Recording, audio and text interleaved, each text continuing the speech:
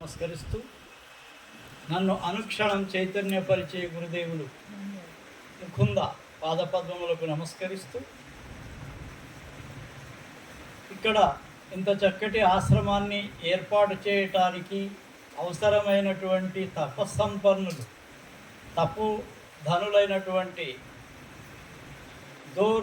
దొండేశ్వర్ మహారాజ్ గారి పాదపద్మములకు ఆయన తపోశక్తికి నమస్కరిస్తూ ఇక్కడికి విచ్చేసిన మీ అందరి యొక్క పాదాలకు నమస్కరిస్తూ మిమ్మల్ని ఆ పరమాత్మ యొక్క అంశగా భావిస్తూ ఈ సత్సంగం ప్రారంభిస్తాం.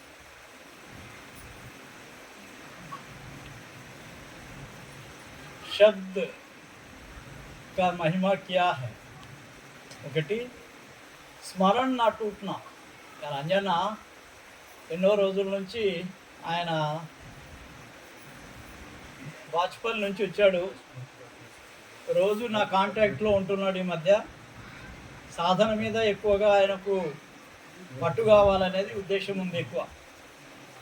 అయితే ఆయన చెప్పినటువంటి పాడినటువంటి శబ్దాలలో నుంచే ఈ రెండు అంశాల మీదనే ఇవాళ సత్సంగం చేయదలుచుకుంటాం.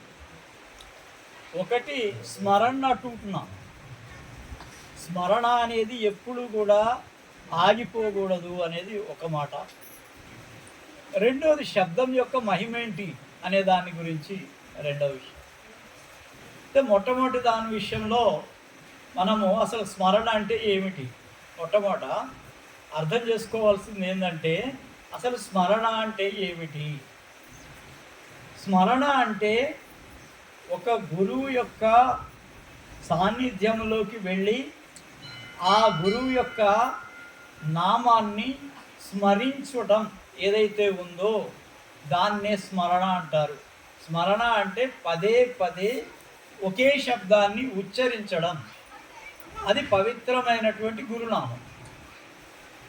ఈ గురునామాన్ని ఉచ్చరిస్తూ ఉచ్చరిస్తూ ఉచ్చరిస్తూ ఉచ్చరిస్తూ ఉంటే మీ మనస్సు ప్రశాంతతతో పాటు ఏ మాత్రం దాంట్లో కల్మషం లేకుండా తయారవుతుంది.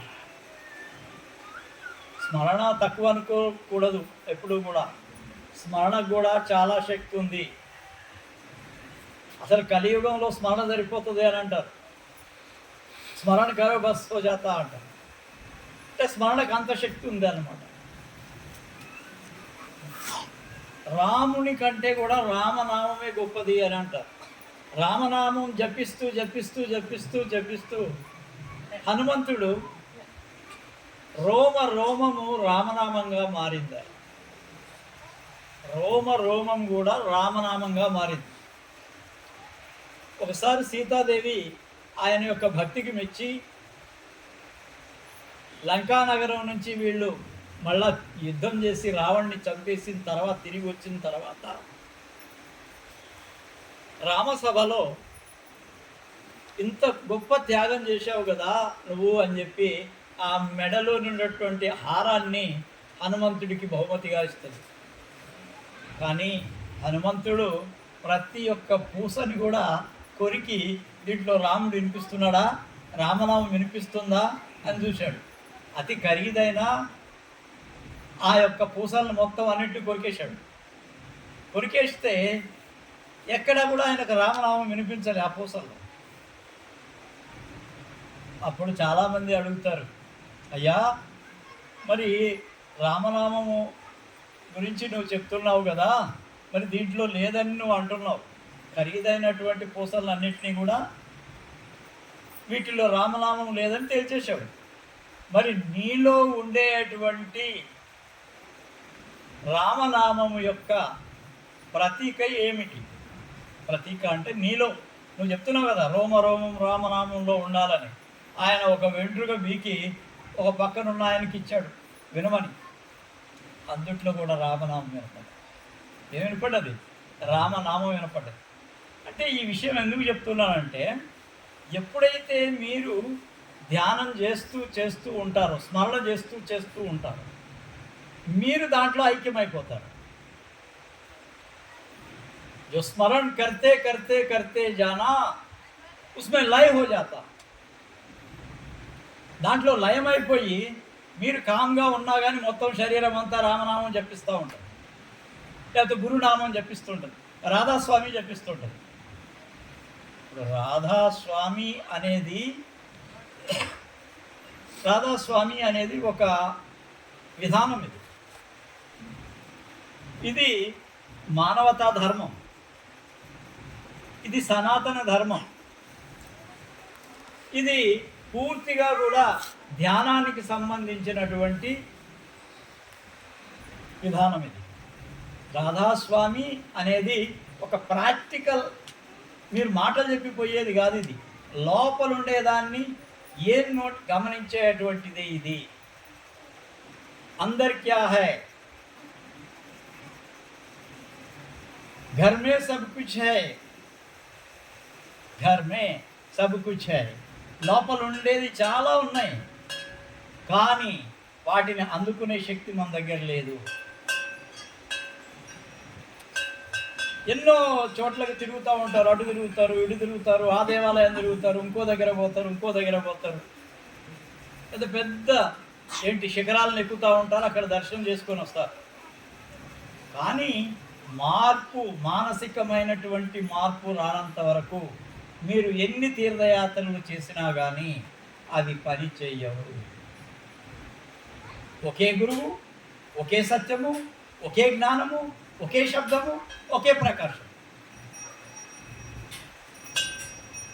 ఒకే గురువుని పట్టుకోవాలి. ఆయన చెప్పిన స్మరణ అయినా పర్వాలేదు, రాధాస్వామి రాధాస్వామి రాధాస్వామి రాధాస్వామి స్మరణ చేస్తూ ఉండండి. ఎప్పుడైతే స్మరణలో లీనమైపోతారో మీరు కూడా రాధాస్వామి అయిపోతారు. మీరు సత్యంతో ప్రయాణం చేస్తూ గురువు చెప్పినటువంటి విషయాలను పాటిస్తూ ఉన్నట్లయితే మీ యొక్క వాక్కు సత్యమైపోతుంది. మీ యొక్క వాక్కు, మీ నోట్లో నుంచి వచ్చే అటువంటి వాక్యం ఏమైపోతుంది? సత్యమైపోతుంది. ఈ మార్గం ఏదైతే రాధాస్వామి మార్గం ఉందో ఇది కేవలం సత్యంతో ప్రయాణము. సత్ సే సత్లోక్ తక్. సత్యం, నీలో 3 రకాలైనటువంటి గుణాలు ఉంటాయి. సద్గుణం, సత్వగుణం, రజోగుణం, తమోగుణం. వీటిల్లో సత్వగుణాన్ని పట్టుకుంటే మంచి లక్షణాలు ఉంటాయి. మంచి గుణాలు అలవాటు చేసుకోవాలి. గురువు దగ్గర పోతే చెడు ఆలోచన అనేది లేకుండా అయిపోవాలి. మనం చేసేది చేద్దాం, గురువు దగ్గరకు పోదాం, కాళ్ళు మొక్కుదాం, నో యూజ్ ఎట్ ఆల్. దానివల్ల ఏం ఫలితం లేదు. ముందే చెప్తున్నా, మనం గురువు దగ్గరికి పోయినప్పుడు గురువు చెప్పింది కనుక ఆచరిస్తేనే ఫలితం వస్తుంది. ఆశీర్వాదం అందరికి ఇస్తాం, కానీ కొంతమందికి ఎందుకు ఫలితం వస్తుంది? ఎందుకు వస్తుంది? ఆచరణలో ఉండే వాళ్ళకి ఫలితం తప్పకుండా వస్తుంది. ఆచరణ లేకుండా వాళ్ళు చేసే తప్పుడు పనులు చేస్తూనే ఇంకా గురువుని వచ్చినప్పుడు కాళ్ళు మొక్కి దండలేస్తే కూడా ఏం లాభం లేదు. గురువుని చేసుకున్న తర్వాత ఆ గురువు చెప్పింది పాటించాలి. గురువు చెప్పింది పాటించకపోతే గురువే నీ యొక్క మార్గాన్ని మార్చేవాడు గురువు. నీకు మార్గం చూపించేవాడు గురువు. నిన్ను పై స్థాయికి తీసుకెళ్లేవాడు గురువు. అనంతమైనటువంటి లోకాలను దర్శింపజేసేవాడు గురువు. గురు గోవింద్ దోము ఖడే కాకే లాగు నప్ప. కబీర్ అంటాడు, అయ్యా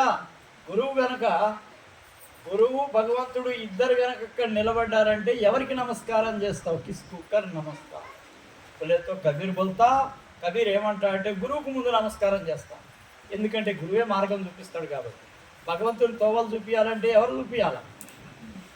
సాధన చేసే గురువే చూపించాలి, వేరే వాళ్ళు చూపించడానికి లేదు కదా. వేరే వాళ్ళు ప్రసంగాలు చేస్తూ ఉంటారు, ప్రవచనాలు చేస్తూ ఉంటారు. చాలా పెద్ద పెద్ద మహాత్ములు ఏంటంటే ప్రవచనాలు చేస్తూ అక్కడ సప్తాహాలు చేస్తూ ఉంటారు. భగవద్గీత మీద సప్తాహం చేస్తారు, రామాయణం మీద సప్తాహాలు చేస్తారు. సరే, మంచిది, చాలా మంచిది, చాలా గొప్ప విషయం, దాన్ని నేను ఖండించట్లా. కానీ ఆ గురువు కనుక లోబి అయితే, ఆ గురువు గనక కోరికలతో ఉన్నట్లయితే, ఆ గురువు గనక ఆశిస్తూ ఉంటే, ఏదైనా సరే ఆశించే గురువు వలన ఫలితం రాదు.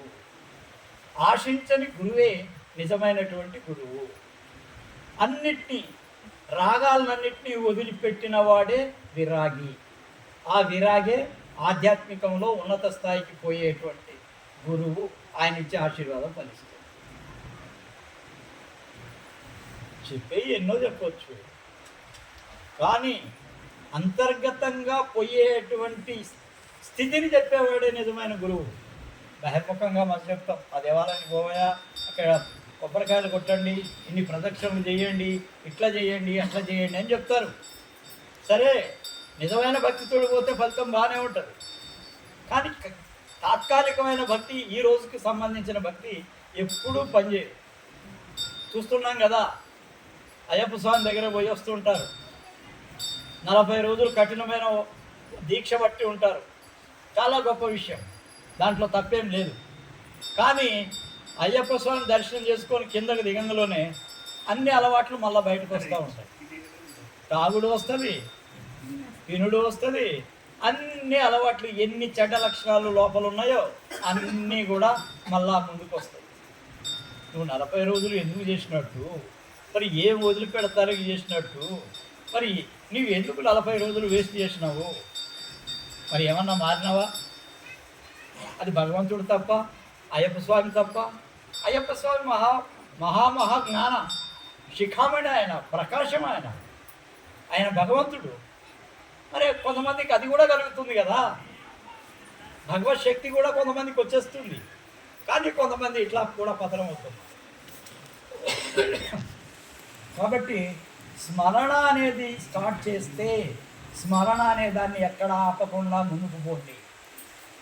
ఎప్పుడైతే నామదానం తీసుకుంటారో, నామదానం తీసుకున్నవాడు, రాధాస్వామిలో ఒక విధానం ఉంది, ఎవరికైతే దీక్ష ఇస్తామో ఆ దీక్ష తీసుకున్న వాళ్ళను నామదానం తీసుకున్న వాళ్ళు అంటాం. నామదానం ఇచ్చేటప్పుడే చెప్తాం, అయ్యా మీరు రోజు ధ్యానం చేయాలి.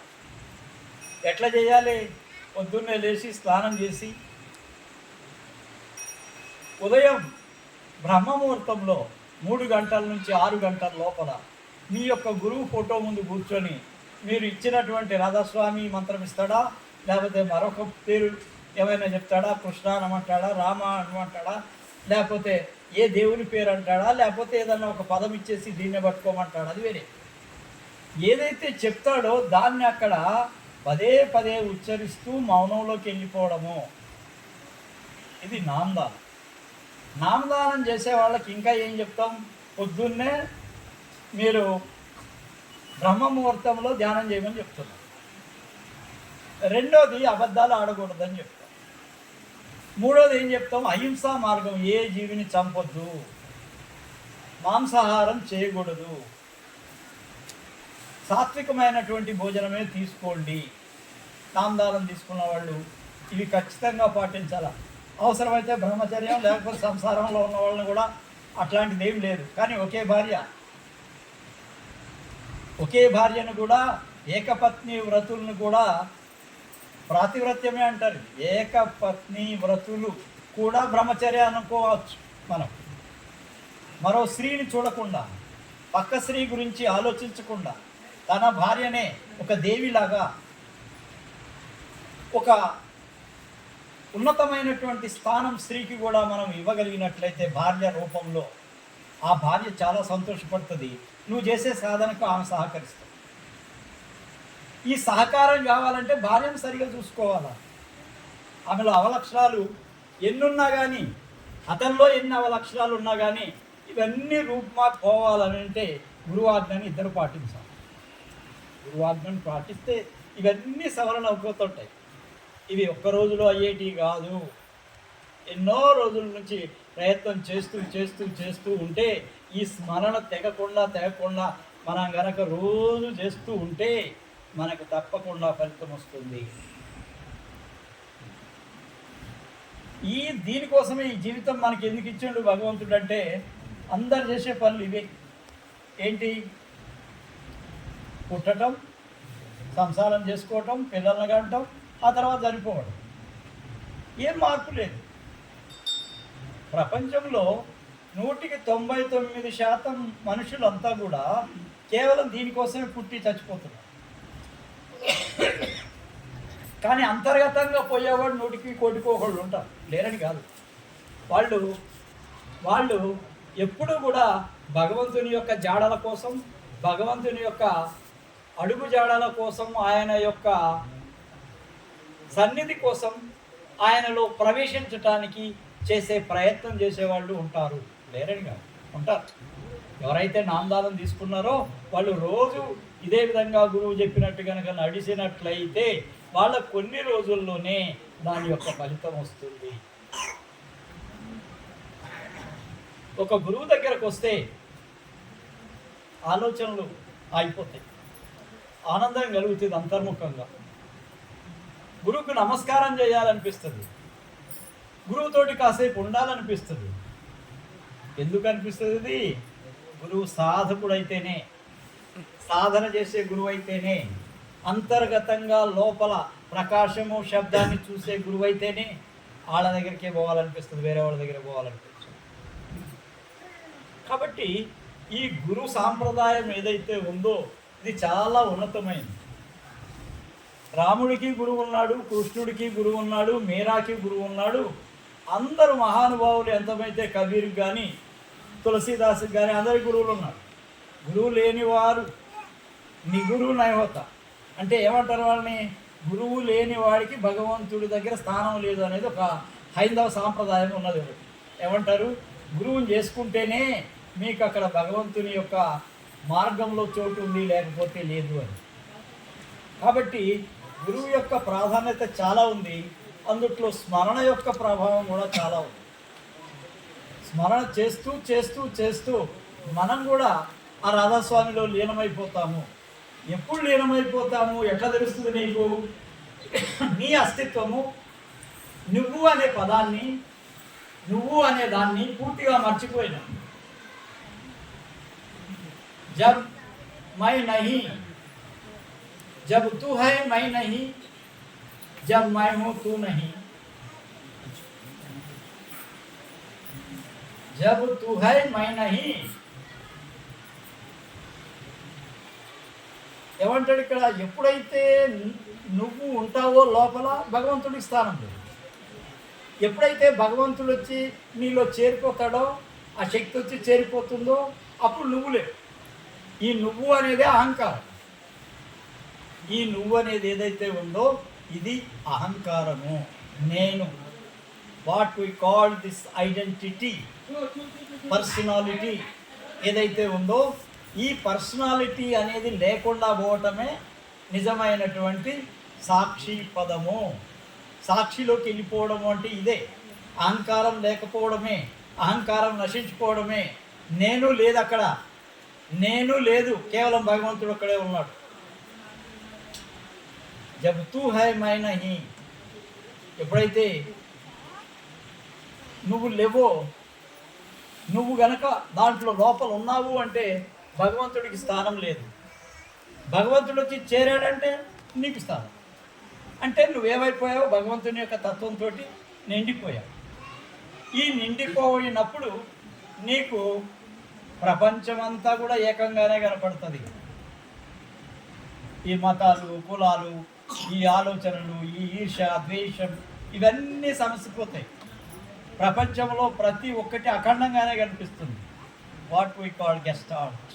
ఈ గెస్టాల్ట్ స్టేట్ అనేది అక్కడ వస్తుంది.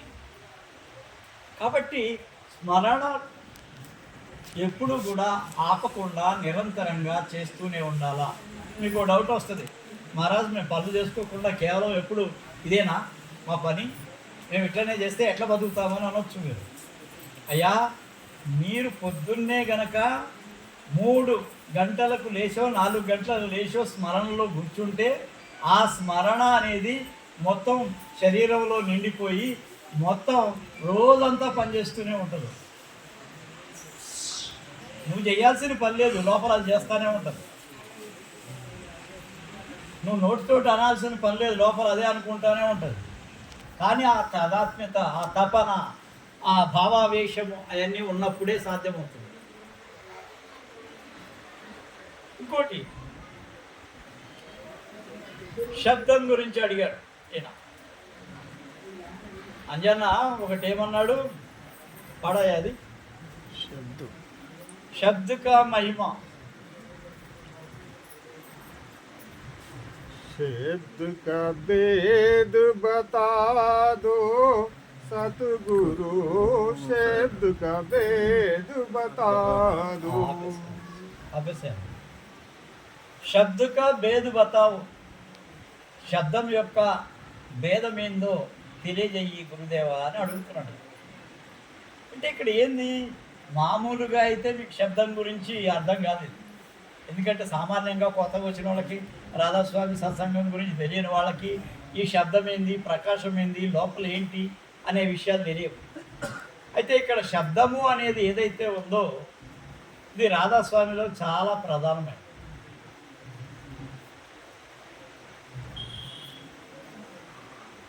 ఎట్లా ప్రధానమైంది అని అంటే, మీరు ధ్యానం చేస్తూ చేస్తూ భూమధ్యంలో ధ్యానం చేస్తూ చేస్తూ ఉన్నప్పుడు కొన్ని రోజులు అట్లనే తప్పించి తప్పించి తప్పించి గురు సేవలో ఉన్నప్పుడు, గురువుకు సేవ చేస్తూ ధ్యానం చేస్తూ ఉన్నప్పుడు మీ యొక్క భ్రూ మధ్యంలో ఇక్కడ ఒక రకమైనటువంటి ప్రకాశము, ఆ తర్వాత శబ్దం వెలువడుతుంది. ముందు ప్రకాశం, ఆ తర్వాత శబ్దం. ఈ ప్రకాశము అనేది ఏదైతే ఉందో ఇది భగవంతుని యొక్క చరణాలు. అంజనా వింటున్నావా? जो चरण है वो प्रकाश है, वो शब्द है गुरु का रूप है. శబ్దము గురువు యొక్క రూపము అంటే భగవంతుని యొక్క రూపం అనుకోవచ్చు, గురువు యొక్క రూపం అనుకోవచ్చు. అయితే ఈ శబ్దంలో నువ్వు ప్రవేశించాలి అని అంటే నిరంతరంగా గురువు యొక్క ధ్యానంలో ఉండాలా. ఇక్కడ రెండు ఉంటాయి, ఎడా పింగళ అనే రెండు ఉన్నాయి. మధ్యలో సుషుమ్న అనే ఒక నాడి ఉంది. ఈ సుషుమ్న నాడిలో ప్రవేశించి లోపల ధ్యానం చేస్తూ ఉంటేనే నీకు ఆ ప్రకాశం కానీ శబ్దం కానీ మీ అనుభవంలోకి వస్తాయి. లేకపోతే అదే ఇది ఒక్క రోజులో అయ్యే పని కాదు, అందరికీ అవుతుందనే నమ్మకం కూడా లేదు. ఎన్నో జన్మలు జన్మలు జన్మల నుంచి కూడా తప్పించి తప్పించి తప్పించి చేసేటోళ్ళు కూడా ఉన్నారు. ఒకసారి నిజామాబాద్లో నందూబాయి మహారాజ్ దగ్గరికి శివరత్ లాల్జీ మహారాజ్ వచ్చాడు.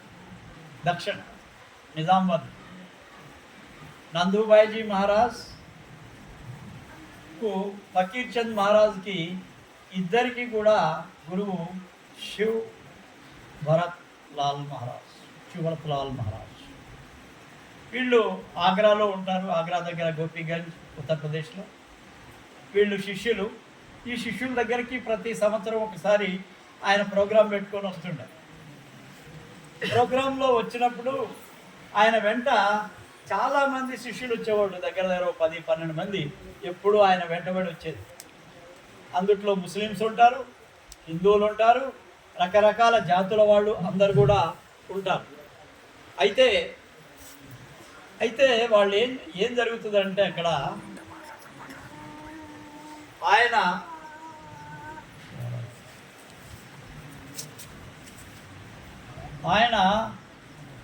అక్కడికి వచ్చి నందూబాయిజీ మహారాజ్ ఇంట్లో ధ్యానం చేసేది. ఎప్పుడైతే ఈ ధ్యానం చేస్తూ అక్కడ వచ్చే వాళ్లకు ఆశీర్వాదం ఇస్తూ ఉంటాడో అప్పుడు ఆనందరావు మహారాజ్ మొట్టమొదట ఆయన దగ్గరికి పోయాడు, మా గురువు గారు. పోతే ఆయన పొద్దున్నే 3 గంటలకు పెడుతుండే సత్సంగం. ఇప్పుడు ఇట్లా కాదు, అది బ్రహ్మముహూర్తంలో 3 గంటలకు పెట్టేది ఆయన. ఎంతమంది వస్తే ఎంతమంది, 10 మంది ఉన్నా సరే వాళ్ళకు సంఖ్యతోటి లెక్కలేదు, సంఖ్యతోటి అసలు లెక్కలేదు. 10 మందికైనా కానీ సత్సంగం చేసేది ఆయన. కానీ చాలా పవర్ఫుల్, చాలా అడ్వాన్స్డ్గా, చాలా అనేకమైనటువంటి స్థానాలలో ఆయన ఒక వెలిగిపోయేటువంటి అద్భుతమైనటువంటి ఒక శక్తి ఆయన. దాతా దయాల్ మహర్షి శివరత్ లాల్జీ మహారాజ్. ఆనందరావు మహారాజ్ పోయాడు ఫస్ట్ టైం. అప్పటికి ఆయనకు ఉద్యోగం లేదు, పెళ్ళి అయిపోయింది. దగ్గర దగ్గర ఒక ఆయన వయసు అప్పుడు 18 ఏళ్ళు 20 ఏళ్ళు అని చెప్తాడు మహారాజ్. ఆ సమయంలో పోయి ఈయన బాధపడతా ఉన్నాడు, ఉద్యోగం లేక ఏం లేదు, ఎట్లా ఏంది అని. అయితే మహారాజ్ గారి దగ్గరకు పోదామంటే నందుబాయిని పర్మిషన్ తీసుకొని లోపలికి పోయారు. లోపలికి పోతే ఆయన సత్సంగం చేశాడు. చేసిన తర్వాత ఆశీర్వాదం ఇచ్చి పంపిస్తున్నాడు అందరిని.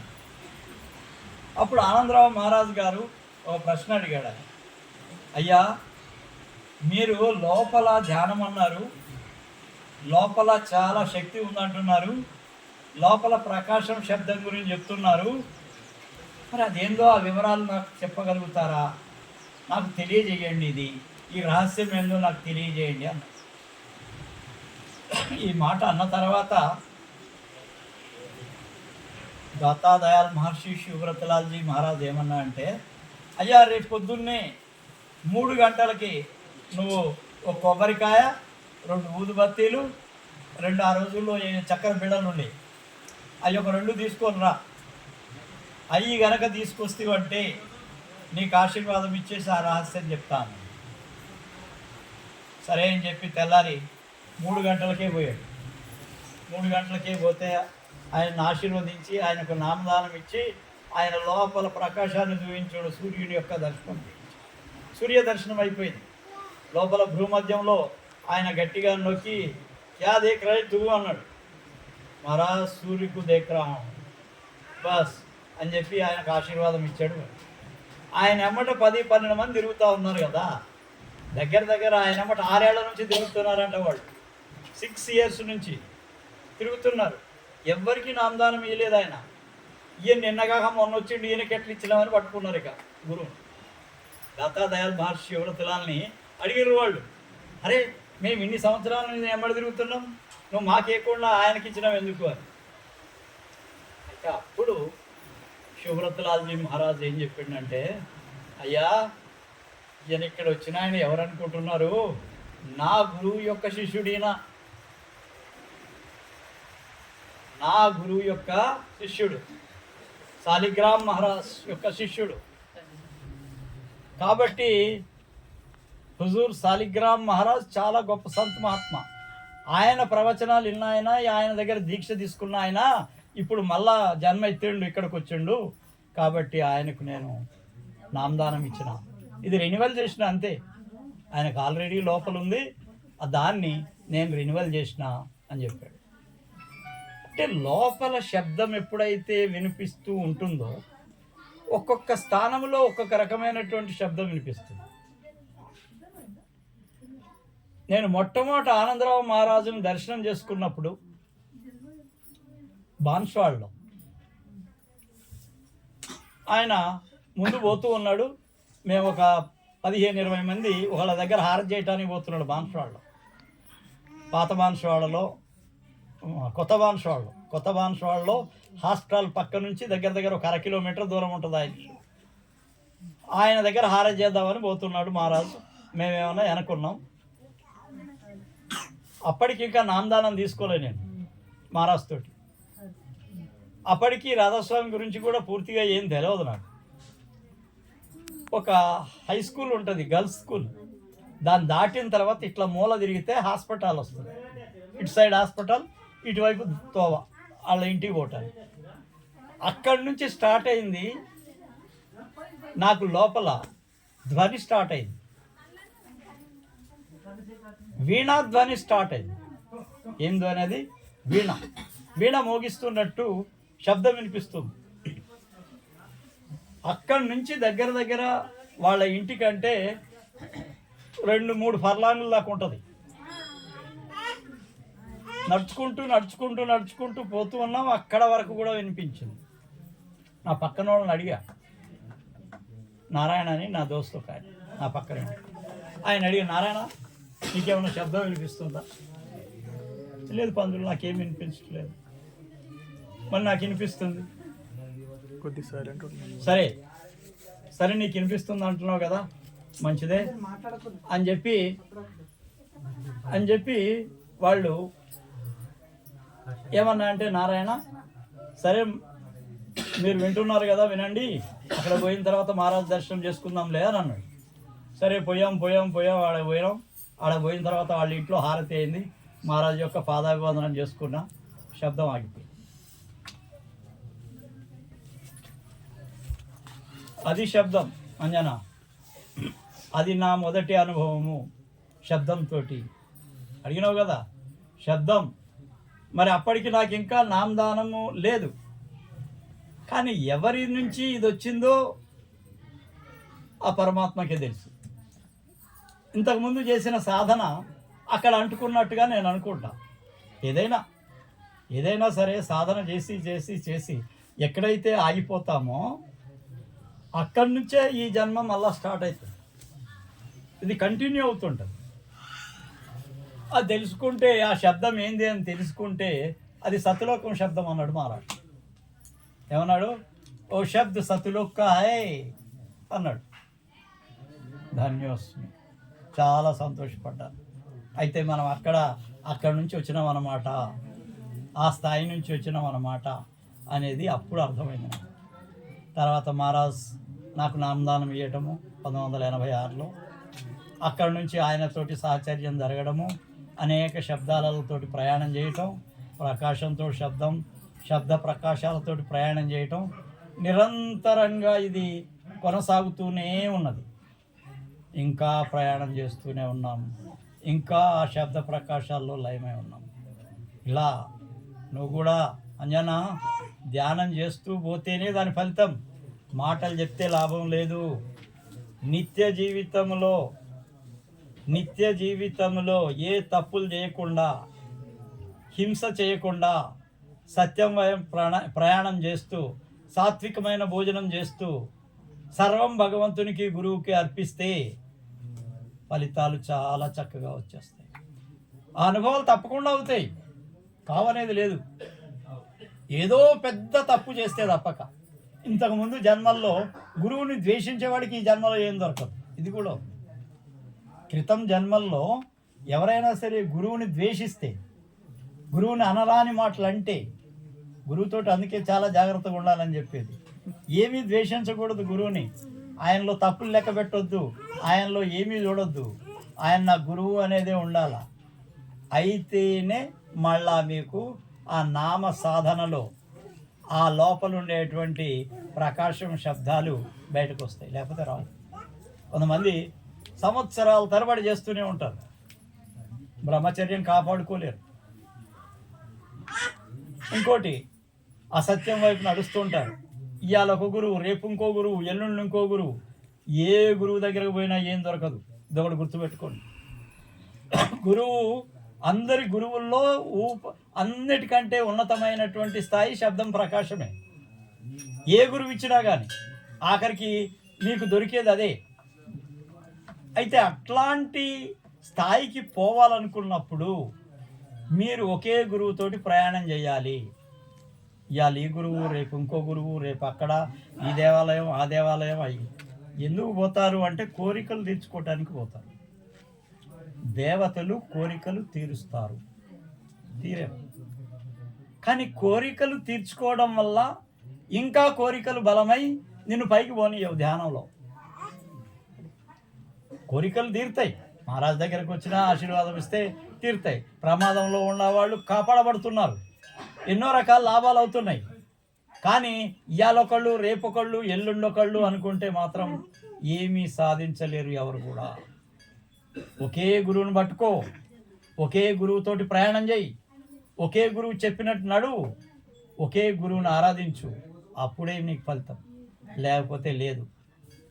10 చోట్ల ఒక గజం తవ్వి ఇక్కడ బావి నీళ్లు పడతాయి అనుకుంటే పడతాయా? గజం ఒకటే దగ్గర 10 గజాలు 20 గజాలు తవ్వితే అక్కడ నీళ్లు ఉంటాయి. అయితే ఈ తవ్వకము అనేది ఒకే దగ్గర జరిగితేనే కదా.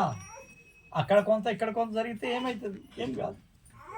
కాబట్టి గురువు దగ్గర ఏది కూడా తప్పులు చేసి నేను మంచిగానే ఉన్నా అని చెప్పొద్దు ఎప్పుడు. చూడండి, గురువు దగ్గర మీరు ఏ తప్పులు చేసినా కానీ ఒప్పుకోవాలా. గురువు అంటే అట్లా ఆ భావంతో గురువు దగ్గర ఉండాలి. తప్పులు చేసినా చెప్పాలి. మీలో జరిగేటువంటి ఏమైనా సరే లోపల నామదానం తీసుకున్న తర్వాత చాలా ఒక్కొక్కసారి ఈ చెడు ప్రవర్తన ఉన్నటువంటి వాళ్లకు చాలా భయంకరమైన దృశ్యాలు కూడా కనపడతాయి లోపల. వాళ్ళు మళ్ళీ అసలు కూకోలేరు, ధ్యానం చేయలేరు. కాబట్టి ఇవన్నీ కూడా మనకి ఇవి కావాలంటే, లయమైపోయి మనం ఒక స్థాయిలోకి వెళ్ళాలంటే మనం ఏం చేయాలా? ఆ గురువుతోటే ప్రయాణం చేయాలి. ఏది దొరికినా ఒక గురువుతోటే. 10 మంది గురువుల దగ్గర పోతే ఏది కోరికలు తెరుతాయేమో. దేవుని దగ్గర పోయి అడుగుతారు, వెంకటేశ్వరుని దగ్గర, శివుని దగ్గర పోయి అడుగుతారు, మాకు ఈ కోరికలు కావాలని. కోరికలు తీరుతాయి, కానీ జన్మరాహిత్యం అవుతుందా? ఇంకో జన్మకు రాకుండా ఉంటామా? ఈ కోరిక తీరితే ఇంకో కోరిక, ఇంకో కోరిక తిరిగితే ఇంకో కోరిక. అందుకే బుద్ధుడు ఏం చెప్పాడు? కోరికలు లేకుండా ఉంటే, లగేజ్ ఏమీ లేకుండా ఉంటే నువ్వు ఒంటరిగా ప్రయాణం చేయటానికి చాలా అనుకూలంగా ఉంటుంది. ఒంటరి ప్రయాణం అంటే లోపల సుషుమ్నా నుంచి పైకి వెళ్ళడం. క్యా సమజ్రా అంజనా? ఒంటరి ప్రయాణం అంటే ఏందనుకున్నావు? ఒక్కడివే రోడ్డు మీద నడవటం కాదు. ఈ సుషుమ్నా నుంచి లోపలికి పోవడం. ఈ సుషుమ్నా నుంచి లోపలికి పోయేటువంటి మార్గదర్శే గురువు. కాబట్టి ఒక విషయం గుర్తుపెట్టుకోండి, ఎప్పుడు కూడా సత్యం వైపు నడవడానికి ప్రయత్నం చేయండి. అబద్ధాలు ఆడకండి. గురువుతోటి ఏ అబద్ధం కూడా ఇది నిజమని ఒప్పించడానికి ప్రయత్నం చేయదు. ఎవరు కూడా హింస చేయకూడదు. హింస చేయకూడదు. పోతా ఉన్న ఏదైనా ప్రాణిని తబుక్కుని కాలుతోడు దొక్కేయటము, లేకపోతే చంపేయటం ఏమవసరమయ్యా? నీకెంత ప్రాణం మీద తీపి ఉందో దానికి లేదా? కుక్కలను కొట్టడము, చెట్లను ఇరిసేయడము ఏమవసరం? చెట్లకు ప్రాణం లేదా? ఎందుకు తెంపేయాలి? ఎందుకు ఇరిసేయాలి కొమ్మలు? ఇవన్నీ కూడా హింసనే. హింస లేనటువంటి జీవనం గడపాలి. ఇవన్నీ మనం జరిగినప్పుడు, ఇవన్నీ మనం చేసుకుంటూ ముందుకెళ్ళినప్పుడు మన ధ్యానం కుదురుతుంది, మన జీవితాలు బాగుపడతాయి, మనం ప్రశాంతంగా ఉంటాము. మనల్ని చూసి ఎదుటవాడు కూడా ప్రశాంతం అయిపోతాడు. కాబట్టి ఈ ప్రశాంతత, ఈ జీవనం కోసం ప్రయత్నం చేయండి. ఎన్ని వేల కోట్లు ఉన్నా చనిపోతాడు. ఎంత పెద్ద కోటీశ్వరుడైనా చనిపోతాడు. అన్నీ ఇక్కడనే ఇడిచిపెట్టిపోతాడు. అర్థమైందా? కానీ ధ్యానం చేసేవాడికి మాత్రం అది ఏమైపోతుంది? ఎంతవరకైతే ఆగిపోయిందో ఆ తర్వాత జన్మలో అక్కడి నుంచి మొదలైంది. ఎంతవరకైతే నువ్వు సాధిస్తావో అది జన్మరాహిత్యం కూడా అయిపోతుంది. ఇక్కడనే ఎన్నో కర్మలు వెళ్ళిపోతూ ఉంటాయి. ఒక గురువు దర్శనంతో నీలో ఉండే చెడు కర్మలు అనేకం బయటకు వెళ్ళిపోతూ ఉంటాయి. ఒక్క ఆశీర్వాదంతో, గురువు వచనంతో, గురు స్పర్శతోటి, గురు చూపుతోటి, గురువు యొక్క ఆశీర్వాదంతో దూరం నుంచి ఇచ్చినా కానీ ఆశీర్వాదంతో కూడా ఫలితాలు వస్తాయి. ఆ గురువు మీద విశ్వాసం ఉంచాలి. గురువు మీద విశ్వాసం ఉంటే ఫలితం వస్తుంది. గురువు మీద విశ్వాసం లేకపోతే ఫలితాలు రావు. మీరు ఏ గురువునన్నా పట్టుకోండి, నన్నే పట్టుకోమని నేను అంటలే. ఏ గురువుని పట్టుకున్నా ఒక గురువుని పట్టండి, ధ్యానం చేయండి, ఆయన చెప్పినట్టు నడవండి. మీ జీవితాలు జన్మరాహిత్య స్థితికి వెళ్ళాలనే మా అభిలాష. ఇక్కడికి మెయిన్గా వచ్చింది మేము ఎందుకంటే, ఇక్కడే సెంటర్ ఎందుకు ఏర్పాటు చేస్తానంటే, నాకు ఒక 4-5 అయినా సరే ఆధ్యాత్మిక చింతనలో ముందుకు పోవాలని కోరుకునేవాళ్ళు కావాలి. ఇక్కడ ఊరకనే వచ్చిపోవటం, తినటం, పోవడం, ఏదో వినడం కాదు నాకు కావాల్సింది. ధ్యానం కోసం రండి, జ్ఞానం కోసం రండి, వివేకం కోసం రండి, జన్మరాహిత్యం కోసం రండి. ఇది ఇక్కడ ఉద్దేశం మాది. నాకు 10 మంది ఉన్నా చాలు. నాకేం సంఖ్యతోటి 1000 మంది వచ్చి నాకు ఇక్కడ కూర్చుంటే ఒరిగేదేం లేదు. 10 మంది సరిగ్గా ధ్యానం చేసేటోళ్ళు కనుక ఉంటే ఇది పవిత్రమైనటువంటి స్థానంగా ఏర్పడిపోతుంది. ఇప్పుడు దూర్ దండేశ్వర్ మహారాజు ఉన్నాడు.